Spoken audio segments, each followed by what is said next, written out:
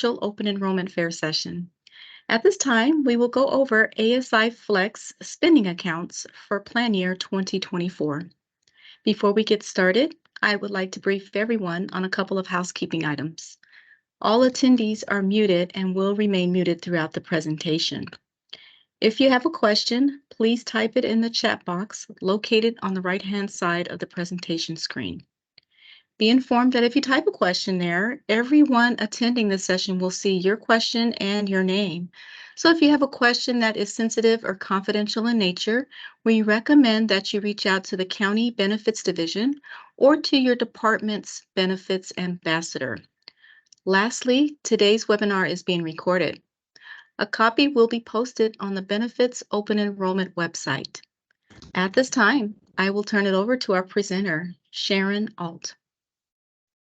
Thank you and welcome everybody.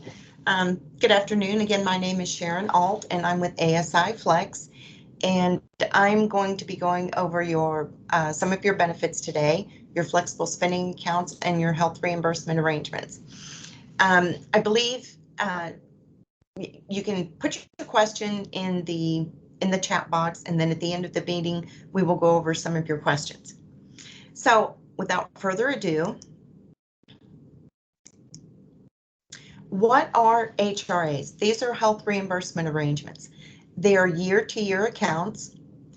The county contributes to the HRA, so this is employer money, and they contribute to the plan with any of your excess flex credits if you are not enrolled in the HDHP, which is a high deductible health plan, or an individual plan. The account can be worth up to $5,000 per calendar year. You can use this money to pay for current year's expected expenses. Unused funds are forfeited at year end, and the HRA pays after the healthcare flexible spending account. We use a lot of acronyms, so I will try to make sure I don't use a lot of acronyms on you through this presentation. For 2024, the carryover provision allows for up to $610 to carry forward, and that would be a combination of the healthcare FSA as well as the HRA into 2024. So what is a flexible spending account? Most of you are probably familiar, but just in case, let's go over what a flexible spending account is, what the benefits are. I think they're fantastic benefits. They are, again, they're year-to-year accounts, so you do have to make a positive election each year into the account. And it's an account where you can set aside pre-tax dollars to pay for your current year expected expenses. You may enroll in any health insurance plan, so you don't necessarily have to be enrolled in the county's health plan or any one of their options of health plan. You might be enrolled on your spouse's healthcare plan. The out-of-pocket expenses from that insurance plan are also eligible to be paid tax-free through your flexible spending account here at the county. And there's 3 different accounts. One is a general purpose healthcare FSA, and that's where you can set aside money to pay for things like your deductibles, co-pays. Often those are unexpected expenses, but if you know you're going to have a surgery next year, you can plan for that in your deductible, co-pays, office visits, medical, dental, and vision. A limited purpose healthcare FSA.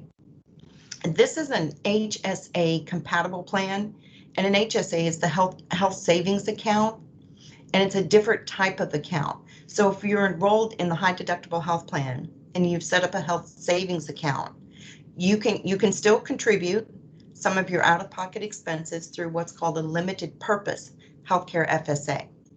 But that's more limited in that you can only pay for expenses, dental and vision expenses. And then there's also the dependent care FSA, not to be confused with an account, a healthcare FSA that you would put your dependents out-of-pocket expenses in. The dependent care flexible spending account is for things like daycare, after-school care, preschool, nursery school. It's important to note that the flexible spending account, your healthcare flexible spending account, will pay first, and then the health reimbursement arrangement, the HRA, will pay last. And again, you have the $610 carryover provision, and that's a combination of your healthcare FSA and the HRA in 2024. And there is no carryover for the dependent care flexible spending account. Many people have heard of the use it or lose it rule, and we'll go over that in just a minute. But the dependent care account specifically allows for no carryover. So how does it work? It is fairly easy. If you're used to it, you know how it works, you know the tax savings, and it's fantastic. If you've never enrolled in one before, you're simply going to estimate your expenses that you expect to incur during the plan year. And we have some worksheets on our website that we'll direct you to at the end of the presentation. I can show you where to get those. And just if you've never participated before, I encourage you to just take 15 minutes. Most people are very surprised when they put pen to paper how much you're spending out of your own pocket during the year on healthcare expenses. And these are expenses that you're going to incur anyhow. This is just a way for you to not pay tax on that. So once you figure out how much you want to put into the plan for the year, you'll divide by however many times you get paid during the year, and those contributions come out of your check pre-tax each pay period. And as you roll along through the year, you incur your eligible expenses, submit your claim, and be reimbursed to your bank account or check. We have several different options for reimbursement, and we'll cover those in a later slide. I always say anytime the IRS allows us to not pay tax on something, they're going to have some rules. So it's very important to go over the rules. I mentioned this before, you do need to enroll every year with a new election. You need to spend all of your funds during the year. Expenses must be incurred during your period of coverage or plan year. And this one's very important. It doesn't matter when you pay for the expense. It matters when you incurred it. So if you incurred an expense, maybe at the dentist 2-3 years ago, and you're just now paying for it, that's something that would not be an eligible expense. The other side to that is if you incur a dental expense in January, and let's say you've elected $2,000 for the year, you don't have to have paid for that expense, just incurred it in order to get reimbursed. Again, you do not have to be covered under your employer's health insurance plan. You can use this account to pay for expenses for your spouse and your dependent children. Your election remains in effect for the plan year unless you experience a qualified status change. And what that means is once you enroll anything with your flexible spending account, dependent care, or the limited purpose account, those are your elections for the entire year unless you have a qualifying event. And that would be something like marriage, divorce, birth, or adoption of a child. And at that point, you can change your election. You can access all of the healthcare funds at any time during the year. Funds remaining at the end of the year are forfeited, except that you can carry over up to $610. We want to make sure everybody understands that, so we reiterated a few times. You can carry over up to $610 of the healthcare funds, and that is your healthcare FSA and the HRA combined. There are no carryovers for the dependent care account. And this is something we run into often for people that have never participated before. If you've never heard of a flexible spending account or heard a little bit about it, you've probably heard use it or lose it. And that is true. The IRS does have that rule, but it is very easy to avoid forfeitures. There's no reason to leave any money in your plan. So just a couple of things to keep in mind during the year so that you don't have any forfeitures. You want to plan for your predictable and recurring expenses that you know you're going to have during the year. So if you know you have 2 or 3 prescriptions that you get filled every month, maybe it's $20, $40 per copay.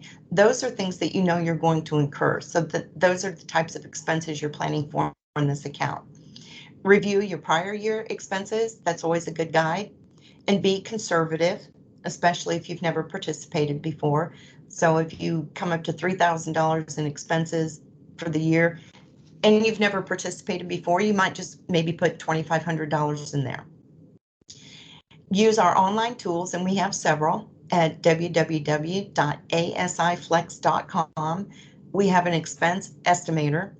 We have a list of eligible expenses that's exhaustive. There are so many things on there, you would be surprised. And then also we have fsastore.com. That's a resource for your over-the-counter products.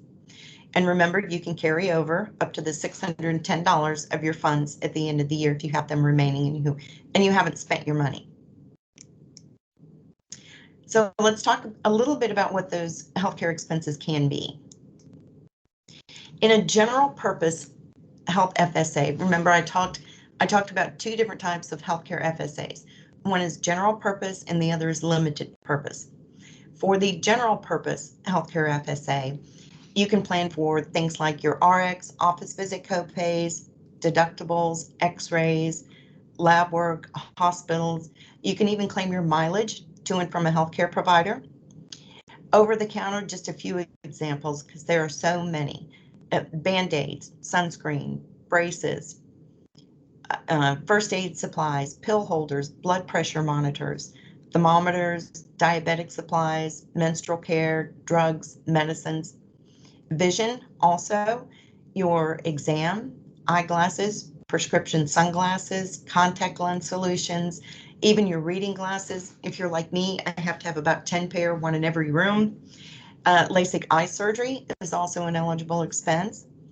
Dental expenses, your dental exams, x-rays, fillings, orthodontia, crowns, bridges, dentures, and adhesives. One of the things that we see every once in a while is teeth bleaching.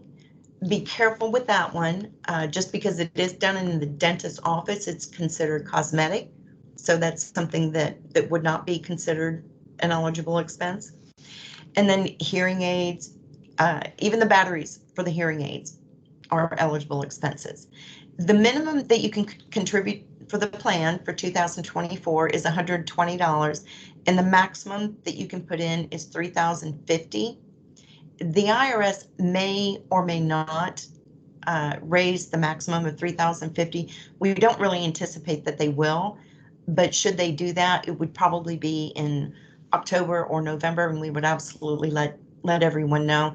But for right now, it's still the $3,050 is the maximum. Now, this is the limited purpose healthcare FSA. So if you're someone that's enrolled in the high deductible health plan and you've elected to set up and contribute to a health savings account, that's what this account would be for. And the same minimum, $120, and the same maximum at $3,050.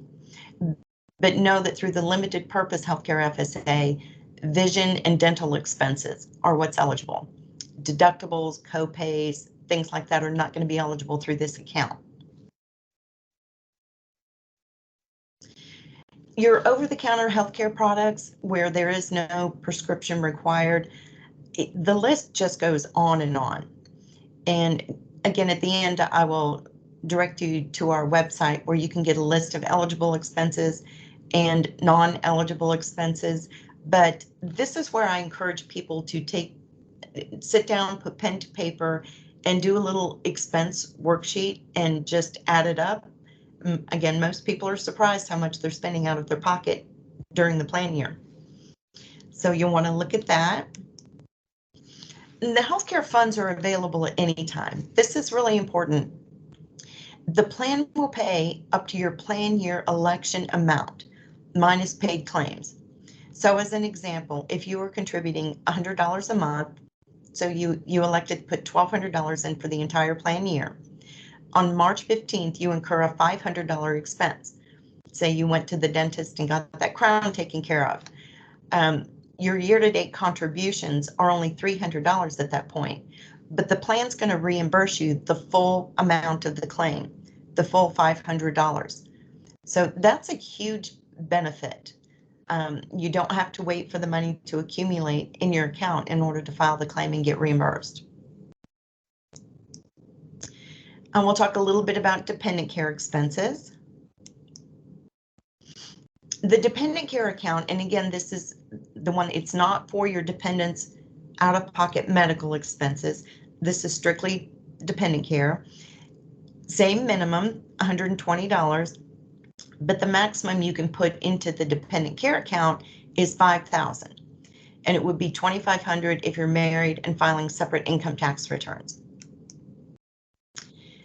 So dependent care, flexible spending account, things like babysitting while you're at work, preschool, nursery school for young children, before and after school care is an eligible expense. Day camps are an eligible expense. And these are primarily for children under the age of 13 and their expenses. But if there is someone in your household, if you have an adult in your household that is unable to care for themselves, I would encourage you to send one of us an email, and that, because that can also be an eligible expense as well.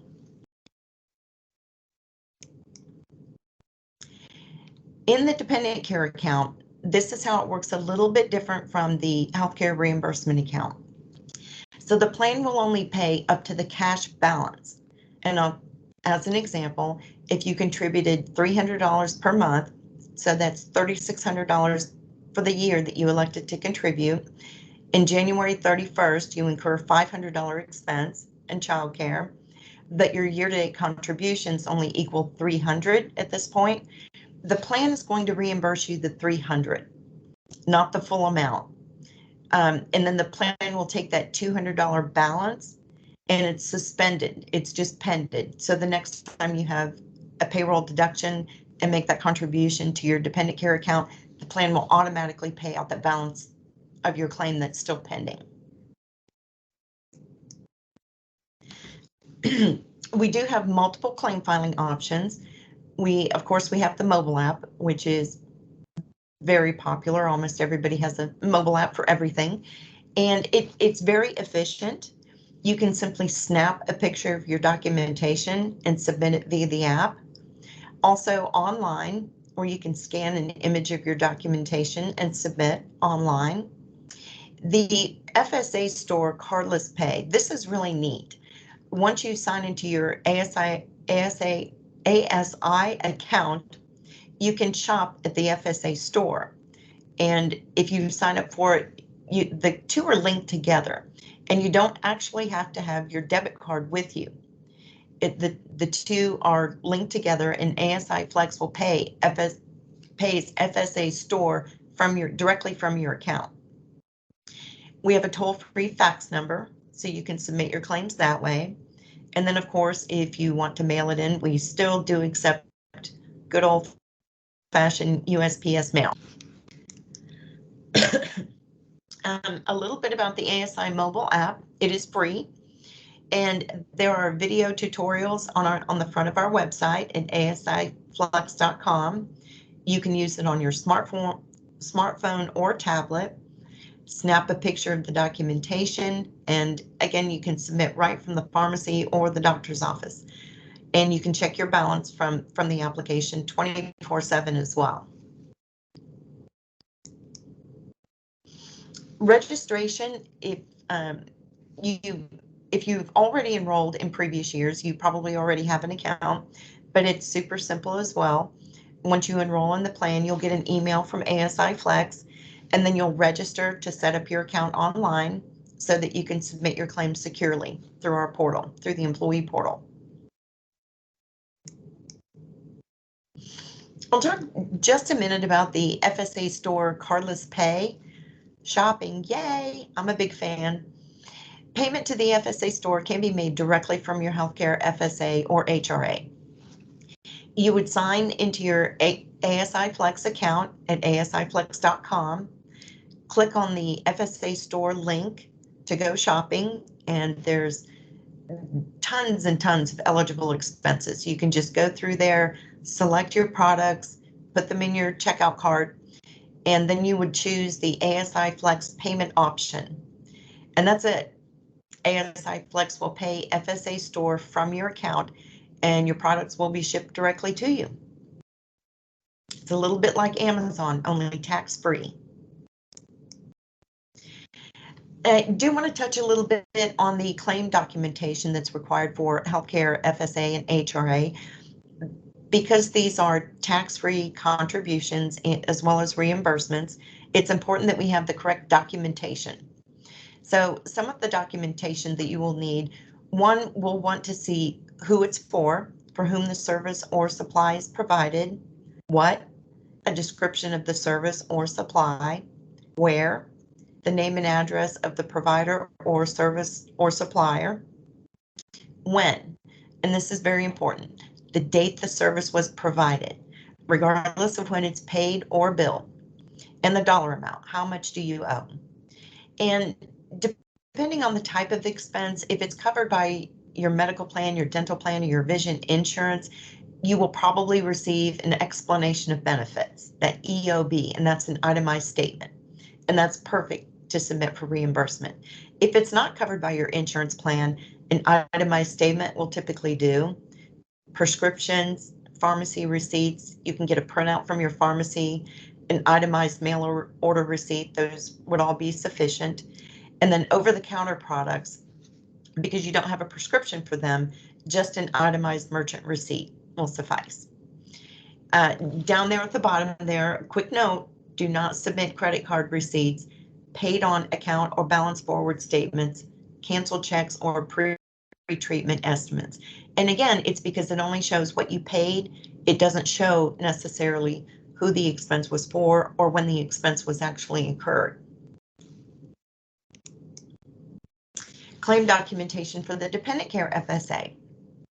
You can submit an itemized statement of the services provided, or have your provider sign up and sign the claim form to certify the services provided. The documentation would be, again, it's very similar: who, for whom the care is provided, what, a description of the service, where, the name and address of the provider providing the service, when, the dates of service the date the service was provided, regardless of when it was paid or billed, and then the dollar amount. How much do you owe? Go green. Getting your information instantly, most of us are used to this anyhow. You can sign up for email and text alerts and avoid the paper and the delays of the mail system. Sign up for reimbursements to be made directly to your bank account via direct deposit. Again, avoiding paper checks, delays in mail, and trips to the bank. Submit your claims via the mobile app or online. It is quick, it is easy, and it results in rapid payments. Some of our online resources, and from our front page, our main website, you can view that extensive eligible and ineligible expense listing that I was talking about. You can access the FSA store with thousands of eligible FSA products. We also have several frequently asked questions. Feel free to ask your questions here in the chat room, but if if we're done with the presentation, you want to go to our website, a lot of things that you might be wondering about may be answered in the frequently asked questions. You can use the expense estimator and our tax savings calculator. You can view educational videos. And you can also, if you're really serious about it, you can access IRS forms and publications from there. Now, once you set up your account and you log in to your secure portal, you can access your FSA account detail. You can review messages that are sent to you. Sometimes that may happen if you've filed a claim and we're missing a little piece of information for documentation that we need to process it. We will send you an email and let you know that you have a message you can read. You can manage your personal settings. You can submit claims from there, and also, of course, shop at the FSA store. Some important dates: your plan year is 1/1/2024 through 12/31/2024. Open enrollment this year is 10/2/2023 through 10/26/2023. And the deadline to submit claims will be this is for the 2024 plan year. The deadline to submit claims is 3/31/2025.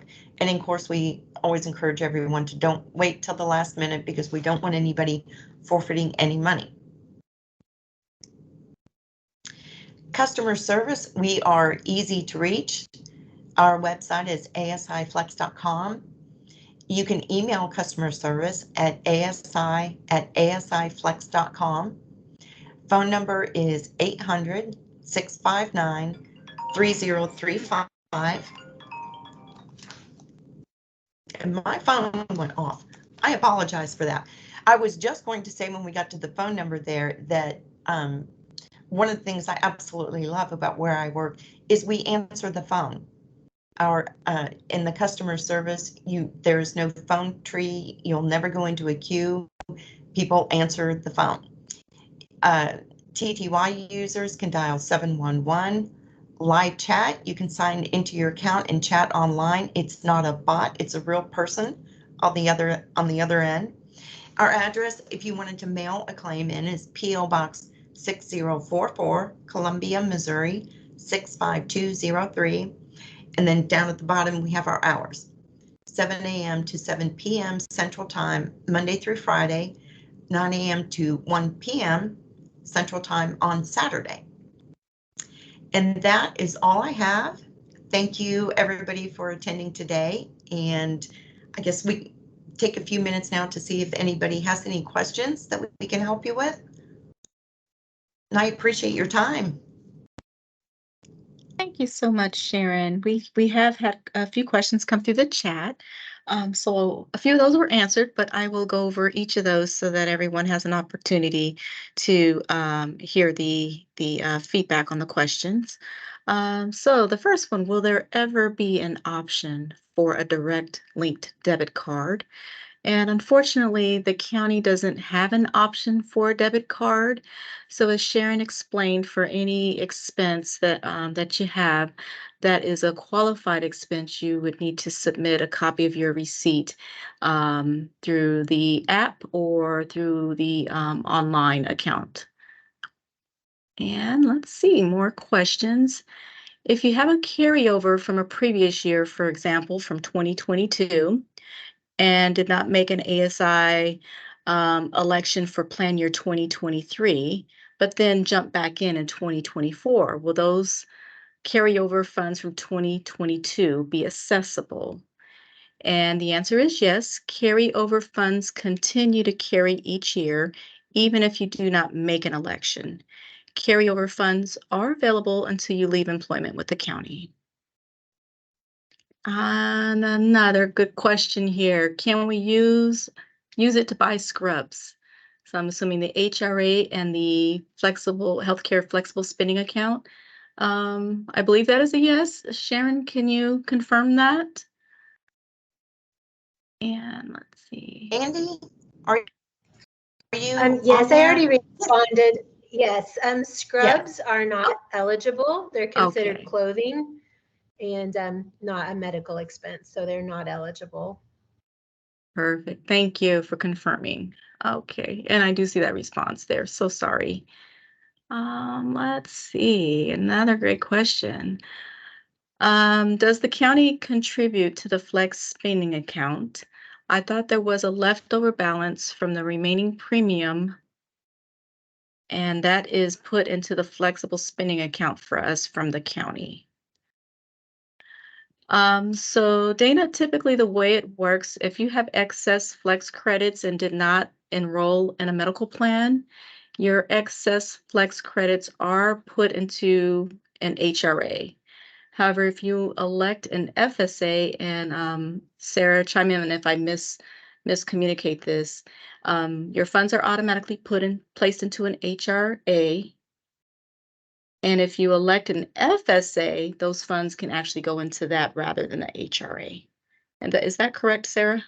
I might be getting. Yeah, it gets a little complicated. Basically, if you enroll in an HMO plan or you're waiving the county's medical due to having coverage in a group sponsored plan that is an HMO plan outside of the county, and you have excess flex credits, they'll go into an HRA.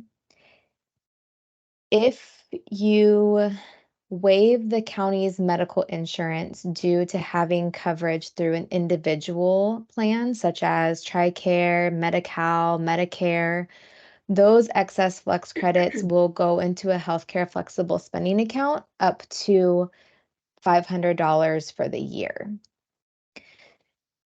Going back to the HMO scenario, if you're waiving due to coverage in an HMO or you select one of the county's HMO plans and you have excess flex credits, those excess flex credits will go into the HRA up to $5,000. If you have less than that $5,000, you can also elect a healthcare flexible spending account, which would be out of pocket. And the combined maximum between the healthcare FSA and the HRA is $5,000. I know it gets very complicated and confusing. If you have additional questions on this, I highly recommend either emailing us or giving us a call. If you have questions on the spending and savings accounts, if you call our phone number and select option 3, it will get directed to me, and I can help answer any of those questions for you. Just leave a voicemail and then I'll get back to you when I get a chance. Thank you, Sarah. Very helpful information. Let's see. I'm checking the chat box for more questions. Let's see. I currently contribute to an FSA. If I decide to discontinue this, does it end automatically or do I have to do it during open enrollment? So yes, if you currently contribute to an FSA and do not elect it for the next plan year for 2024, um, any remaining funds, just to add on to answering that question, you will lose the funds, the unused remaining funds, if you do not re-elect it for next year in 2024.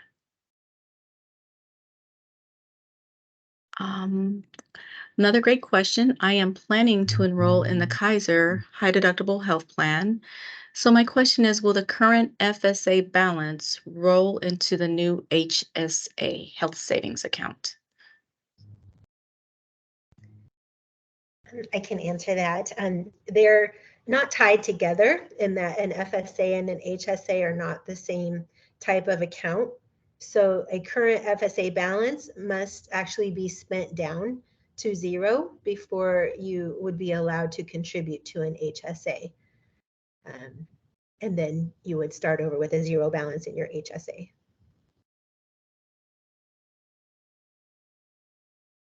Great, got a thumbs up. Andy, do you see the next question that you can potentially respond to from Myra regarding a Yes. carryover? Sure. Carryover is allowed for the limited purpose FSA, the same as with a general healthcare FSA. Up to $610 will be the maximum allowed to roll over.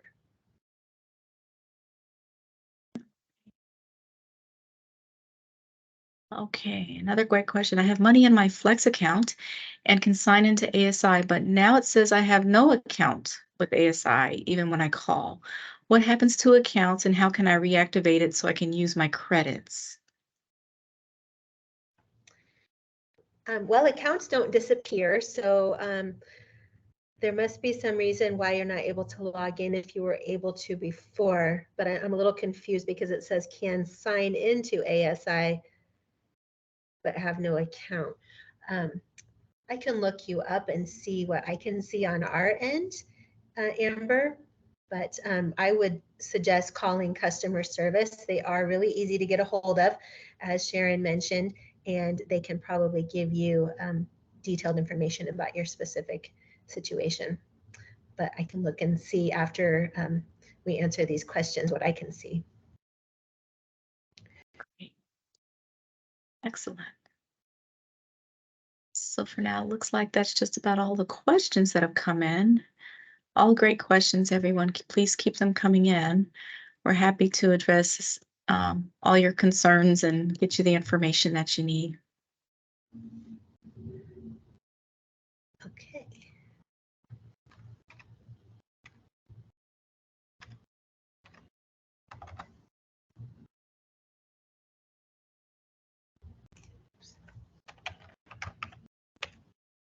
And for those of you who were interested in having a more personal, direct conversation with our internal subject matter expert on flexible spending accounts, Sarah Vandelay, she has placed her number in the chat, so please feel free to reach out to her and leave a message.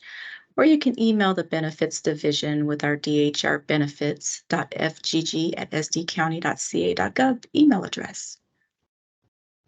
Thank you, Nidra. This is Sarah from the County Benefits team. I did just want to mention one thing that might be helpful to some employees. There is a lot of confusion sometimes between the flex credits and the flexible spending accounts. So a lot of times people assume because they are given flex credits by the county that that means they have a flexible spending account, and that is not always the case. So flex credits is the money that the county gives employees to offset the cost of their benefit elections. Sometimes employees will have excess flex credits that will go into a particular spending account depending on what their medical election or waive of reason is. Sometimes employees have flex credits, but their benefit elections are more than the flex credits that the county gives them, and they have an out-of-pocket cost. And in that case, if they are not actively electing a dependent care FSA or a healthcare FSA, they do not have a spending account with ASIFlex. So I just wanted to kind of clarify that, that if you see the flex credits on your paycheck, that does not necessarily mean you have a flexible spending account.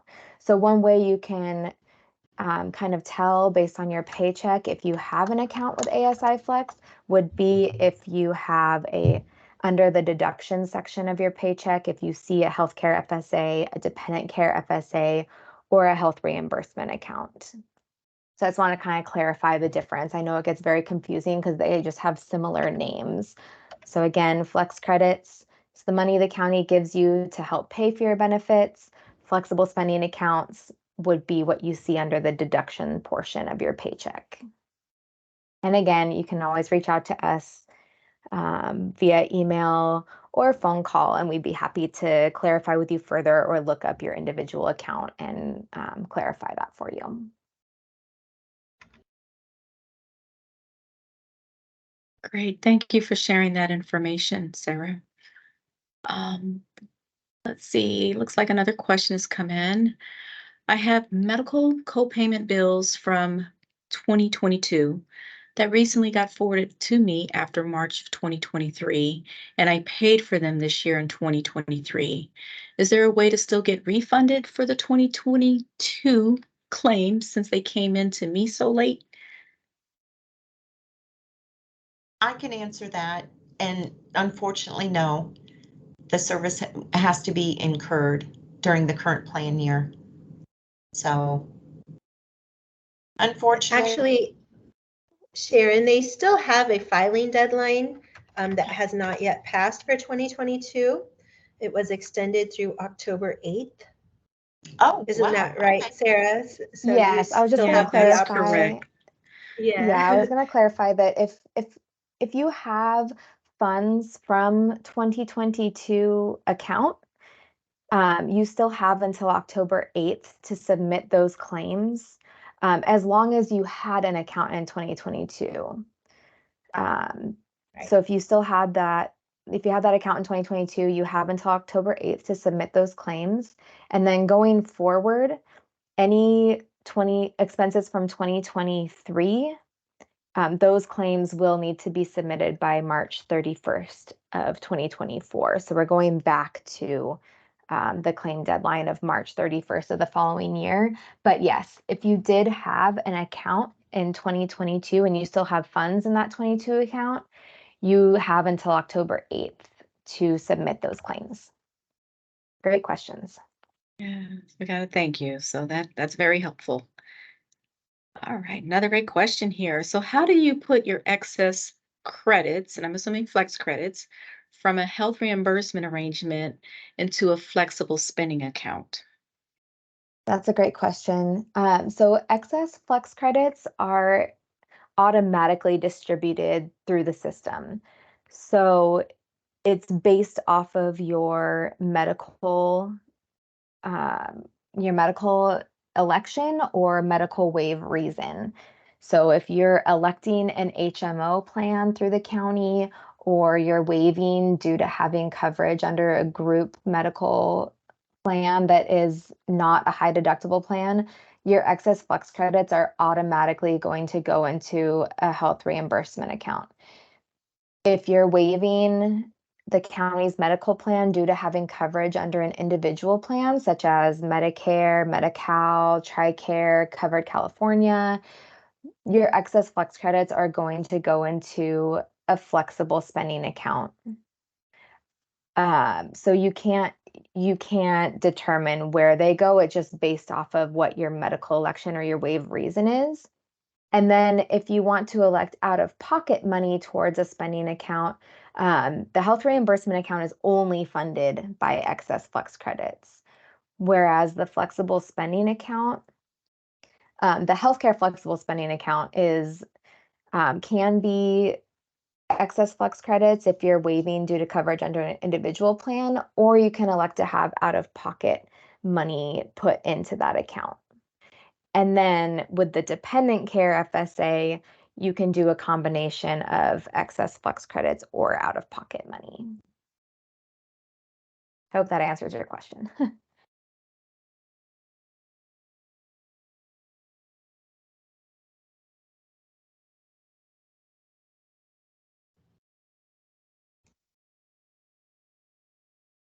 Okay, looks like that was our last question for now.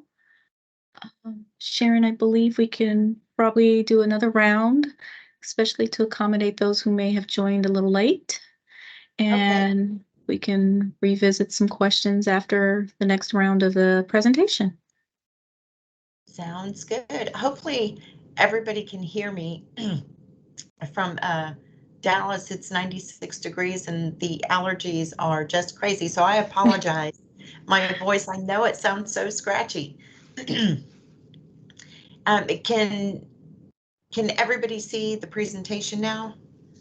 Yes, good to go. Yes. Okay, well, welcome everybody. My name is Sharon Alt from ASIFlex. As I said, I am live today from Dallas, Texas, where it's 96 degrees. So hopefully you all are enjoying your cooler weather there in San Diego. We're going to take a few minutes here I want to do a presentation for you regarding your flexible spending accounts and your health reimbursement accounts for the 2024 plan year. And if you have questions, if you are just now joining us, thank you for joining us. If you have questions, you can put all of your questions into the chat, and a few of us will jump in at the end of the presentation and answer your questions for you.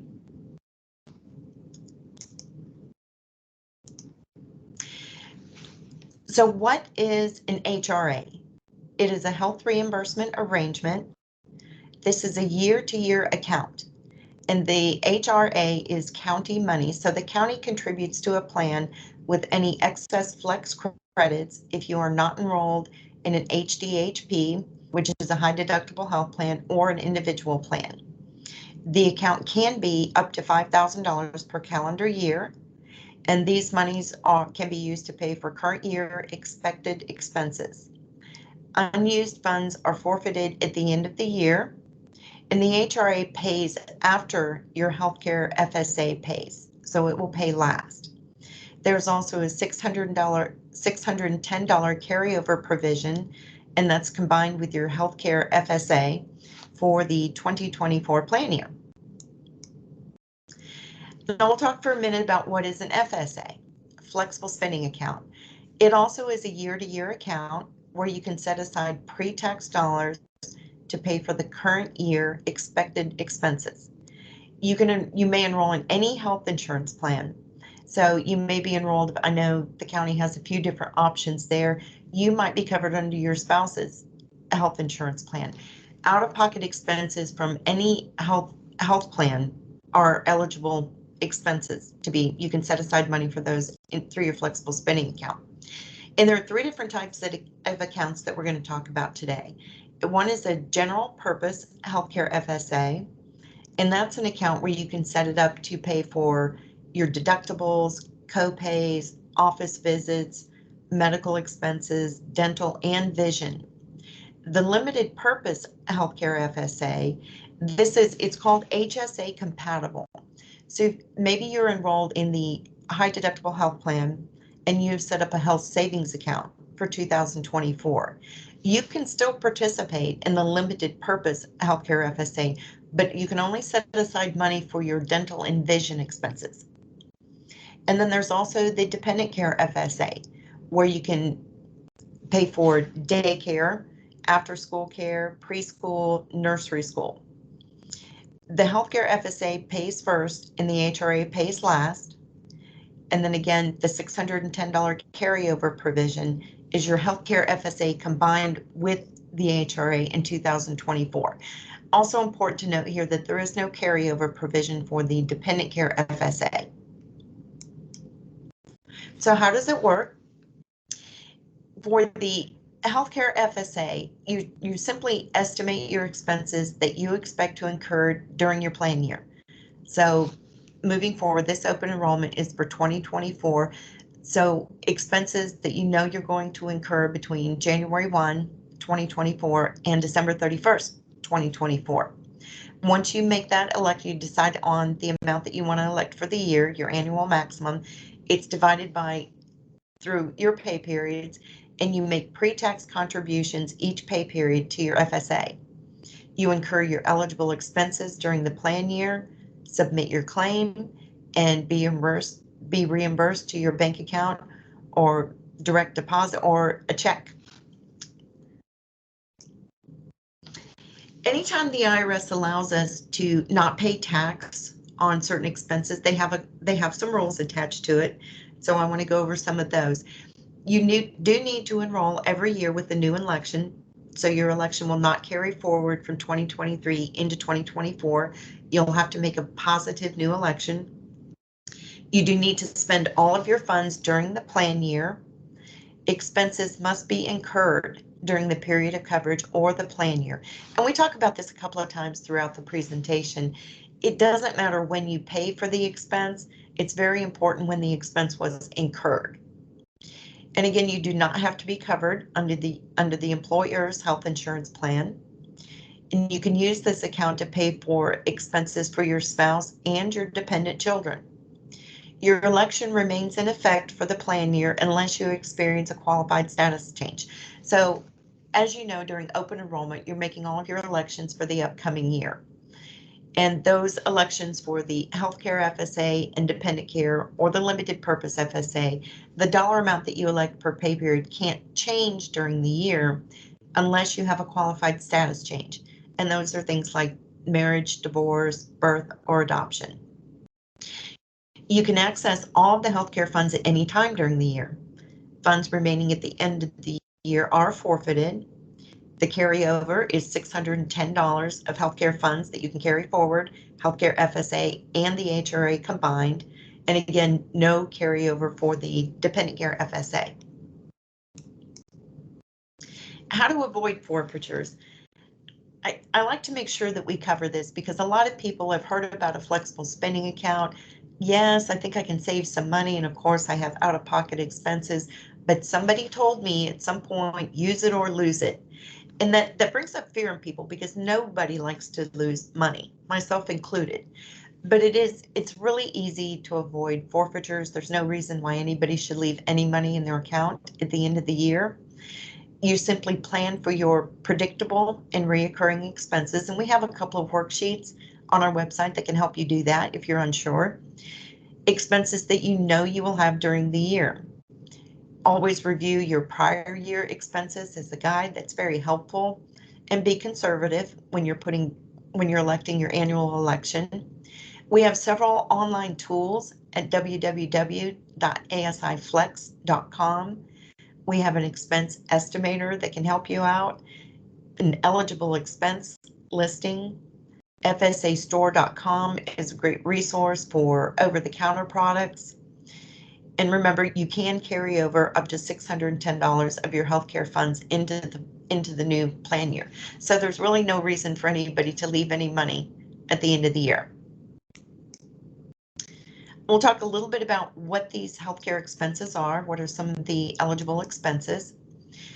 Under a general purpose healthcare FSA, the minimum that you can contribute to the account is $120 for the year. The maximum for 2024 is $3,050. The IRS has not released any annual maximums for 2024. If they did, it would probably be in October or November of this year, but we don't anticipate that that amount is going to go up. So you can pretty much rely on the $3,050 being the maximum. But here's some of the expenses. And I always tell people, when you put pen to paper, you're probably going to be surprised exactly how much you're spending out of your pocket every year on these healthcare expenses. Things like RXs, office visit copays, your deductibles, x-rays, labs, hospitals, even the mileage to and from your healthcare provider is an eligible expense. Over the counter, there are so many things. If you have small children, especially, Band-Aids, sunscreen, braces, first aid supplies, pill holders, blood pressure monitors, thermometers, diabetic supplies, menstrual care drugs and medicines, vision expenses, vision exams, eyeglasses, even prescription sunglasses are eligible, your contact lenses, the cleaning solutions for your contact lenses, reading glasses. If you're like me, I have a pair in every room so I don't lose them because I can't see anything if I don't have them. LASIK eye surgery is also an eligible expense. Some of the dental expenses that are eligible, your exams, x-rays, fillings, orthodontia, crowns, bridges, dentures, and adhesives. Those things are very pricey, and they're very expensive. So planning for those expenses, putting them aside tax-free into your medical reimbursement account is a great way to pay for things that you're already going to pay for. Hearing exams, the hearing aids, as well as the batteries, are eligible expenses. Now I want to talk a minute about limited purpose healthcare FSA. If you are enrolled in a high deductible health plan and you've elected to set up and contribute to a health savings account for 2024, you can still participate in the flexible spending account, but it's a limited purpose healthcare flexible spending account. So it is compatible with an HSA. If you've set up a health savings account in the past, you've probably heard of it's very restrictive on accounts that the IRS allows to work with it. And a limited purpose FSA is one of them. So you can't set aside money to pay for your general medical expenses, but you can still set aside money to pay for your vision expenses, exams, eyeglasses, prescription sunglasses, contact lens, the cleaning solutions, reading glasses, LASIK eye surgery, dental expenses, the exams, x-rays, fillings, orthodontia, crowns, bridges, dentures. So it's limited to vision and dental expenses, but you can still take advantage of the tax-free account if you are contributing to a health savings account for 2024.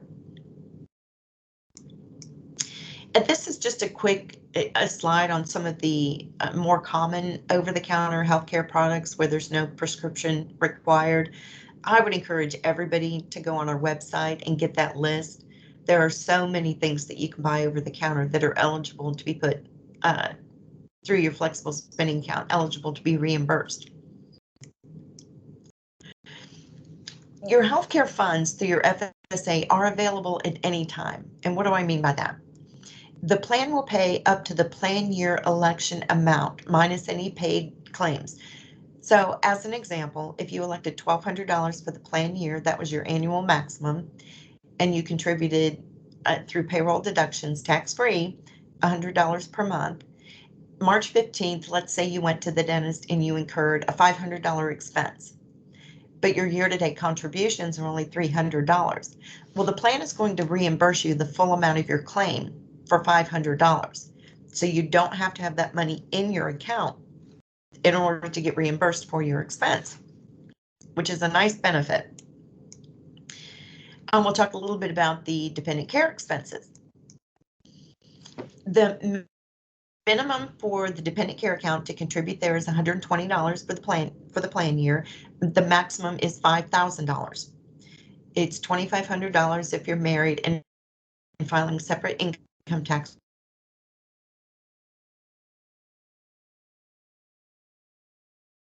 return. While you're at preschool or nursery school for your young children, before school or after school care, day camps. And these expenses are generally for your children that are under the age of 13. But if you have a child in your household and an adult that's not capable of self-care, that may also be an eligible expense.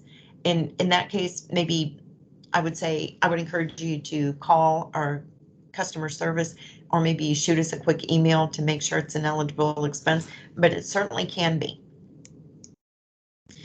And the dependent care account works a little bit different. The plan pays up to the cash balance. So example, if you had elected $3,600 for the plan year for the dependent care account, and you're contributing $300 a month, January 31st, you incurred a $500 expense. Your year-to-date contributions thus far are $300. The plan is going to reimburse you $300 because that's the amount of the contributions that you've made so far. And the $200 balance of your claim will just stay pending until your next contribution is made to the account, and then it will automatically cut you a check for that. So there's no advance payment on the dependent care account like there is the healthcare reimbursement account. We have multiple claim filing options. One is the mobile app, probably the most popular. I have a mobile app for just about everything, where you can simply take a picture. You can snap a picture of the documentation and submit it via the app. You can scan an image of the documentation and submit it. We also, the FSA store cardless pay, where you can sign into your ASI account and shop at the FSA store. No credit or debit card needed. ASIFlex pays FSA store from your flexible spending account. And then we also have a toll-free fax line where you can submit claims.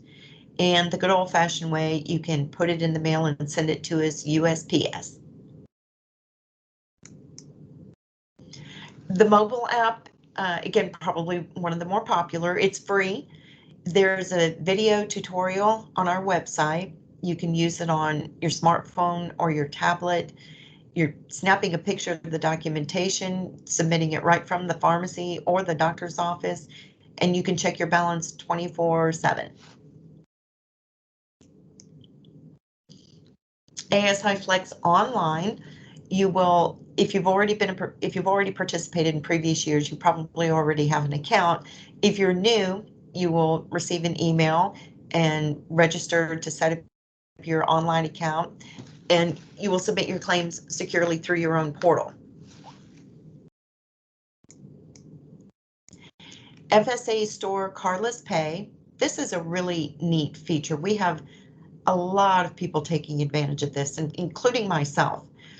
Payment to the FSA store can be made directly from your healthcare FSA or HRA.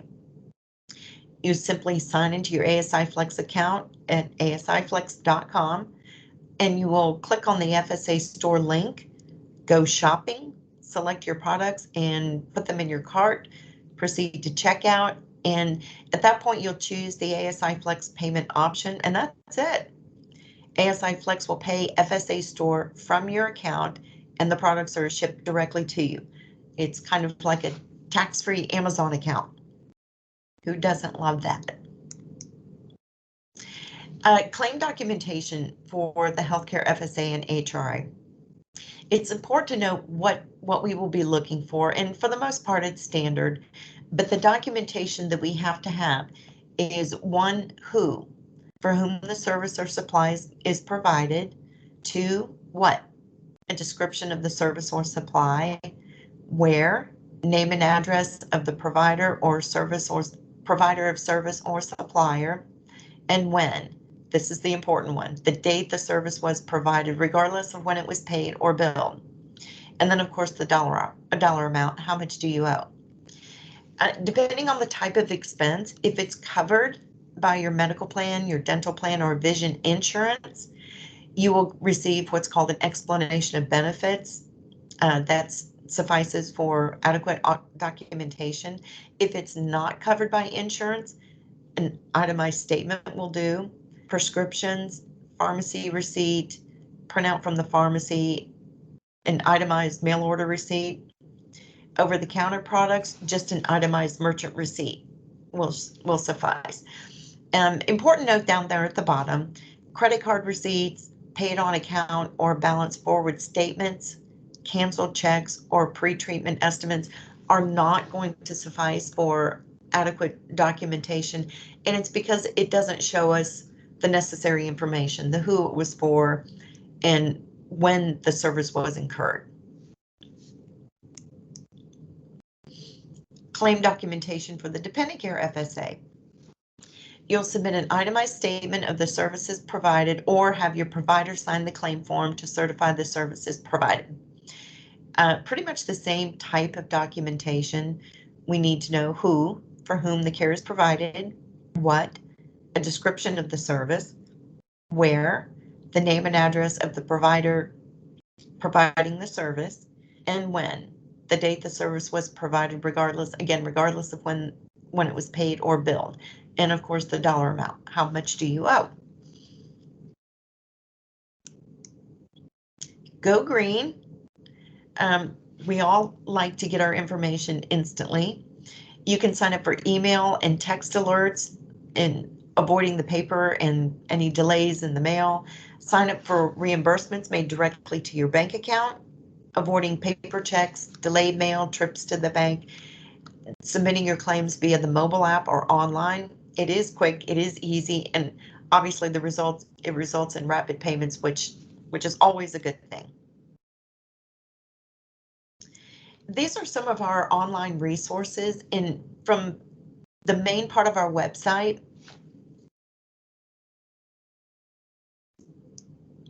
From our main website, you can view the extensive eligible, ineligible expense listing. You can access FSA store with the thousands of eligible FSA products. We also have a frequently asked questions. So if you're welcome to ask questions here in the chat. Maybe you think of something when you get home. You are certainly welcome to contact customer service, but if you want to read through frequently asked questions, it's probably been asked before. The estimate, the expense estimator, and tax savings calculator are there. We also have educational videos, and if you would like to, you can access IRS forms and publications from the main part of our website as well. And once you set up your account and you log into your secure portal, you'll be able to access your FSA account detail. You can review any messages sent to you.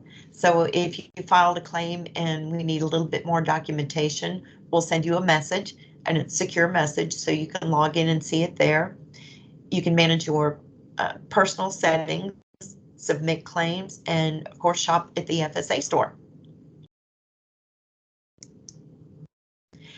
Some important dates. Your plan year is 1/1/2024 through 12/31/2024. So those are the dates you're looking at. If you're planning ahead, going through the estimate and putting in your estimated eligible expenses, those are the dates you want to plan for between 1/1 and 12/31 of next year. Your open enrollment to enroll for the 2020 plan year is 10/2/2023 through 10/26/2023.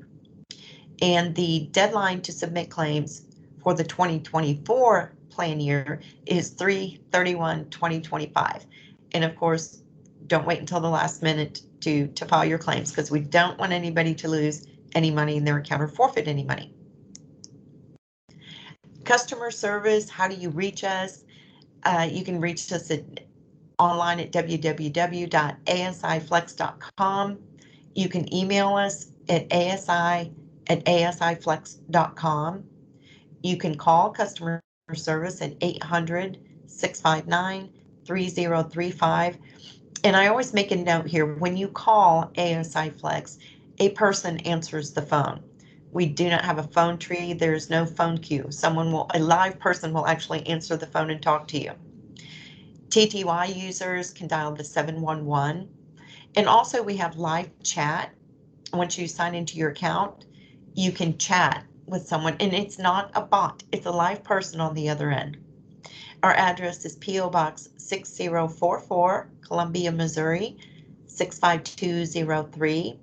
And our hours are 7 a.m. to 7 p.m. Central Time, Monday through Friday, 9 a.m. to 1 p.m. Central Time on Saturday. And that is the end of my presentation. I want to thank everybody for attending, and we can look at the chat bar now and see if there are any questions that we can help you with. Of course. Thank you, Sharon. Let's see. We had one question come in.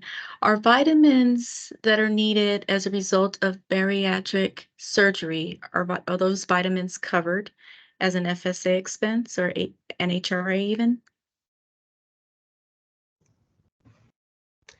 Vitamins that are prescribed due to a medical condition would be eligible. You would just need to submit the doctor's note, doctor's letter of medical necessity, along with your claim for the vitamins. Just have the note submitted one time with your first order or first claim for those vitamins. We'll keep it on file all year as you continue to repurchase them.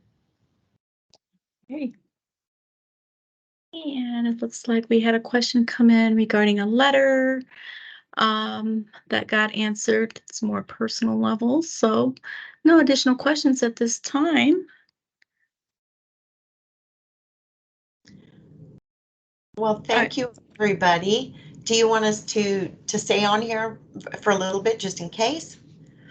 I think we should be fine. I just would like to remind everyone that we did record this session and it will be posted on the benefits website.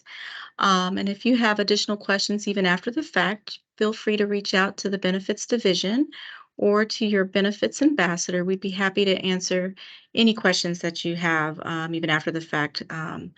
And we should be able to conclude this webinar. Wait. I think See it this there. one, this one is a FSA card. Unfortunately, the county does not provide, FSA cards through ASIFlex.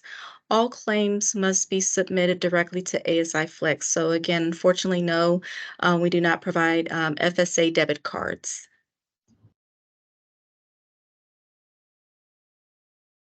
So again, I'd like to take this opportunity to thank Sharon and Andy for assisting and providing such great details regarding our spending accounts. I'd like to thank my colleague, Sarah, and thank all of you for making time in your busy day to attend the webinar. I wish everyone a great day. This concludes the webinar. Thank you so much. Thanks for having us.